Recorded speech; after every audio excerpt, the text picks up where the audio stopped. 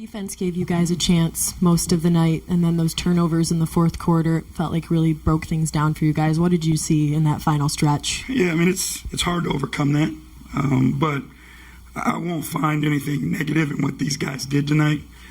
To go out and compete the way that they competed, shorthanded, as they were, to put themselves in position to even have a chance at it down the stretch, I give them a ton of credit. So, again, when you have guys out of position and playing different spots, things happen. But the way they competed, the way they stuck together, they gave themselves a chance. Like, there's nothing negative about what happened to these guys tonight. Is that the exact conversation you just shared with them, too, as far as what they can take away from a night like tonight? Yeah, it's that for sure. We're always aiming to get better. So there's situational things that you can talk about. But, again, against a team with the caliber of players that they have, force James Harden in the 4 of 20 shooting. You can go on and on and on about the things that those guys did tonight that gave themselves an opportunity to win. You had multiple guys tonight with multiple blocks, multiple steals. Tolu being toward the top of that with 4 blocks. What did you like about him in his first time getting some real burn this season? I thought it was good. I've told you guys this before. Like 1 to 18, we got guys that can play and that can help us win basketball games. Tolu's proven, to be a diligent worker. He's dominated the G League for long stretches of times. He's a physical presence. He can rebound. He blocks shots. He gets deflections. Again, he's another guy.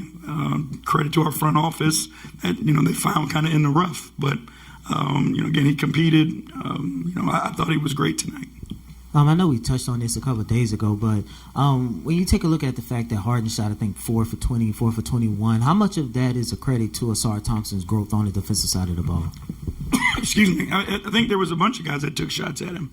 And so it's a credit to all the guys' growth on the defensive end of the floor to be able to guard him, force him into tough ones. Again, you look at him getting to the free throw line, I thought, we did a pretty good job. There's a couple of disciplined ones that we, gave up, but some of those are just going to happen. But I thought all our guys did a great job defending him tonight. Coach Tolu, again, had a pretty decent night with his contributions, and he's someone who spent time in the G League alongside Danis and then even Javante previously.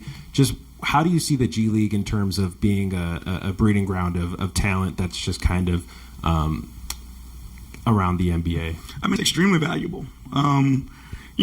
There's a lot of guys in the G League who just need opportunity.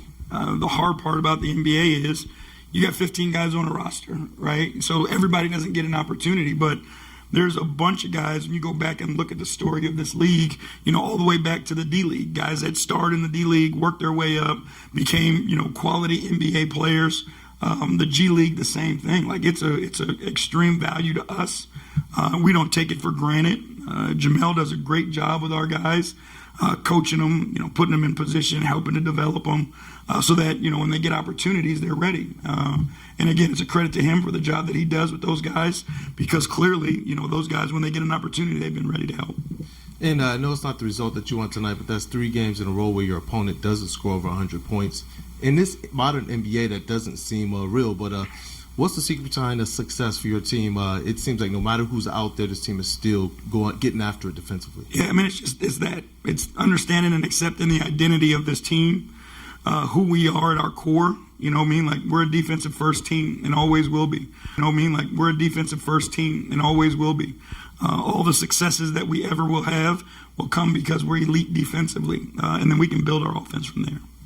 Duncan had a big first half, I think on 1 shot in the second half. Were they doing something a little different on him? What was your perspective on it? Yeah, they put, a ton of bodies on him, and when he came off those screens, they would put 2 guys on him and hedge hard so he couldn't get those looks. They forced him, to get off the ball. I thought he did a good job of getting off of it, and making the next play. But again, give them credit. They made it tough for us in the second half. Thank y'all. Thank you guys. Have a good night.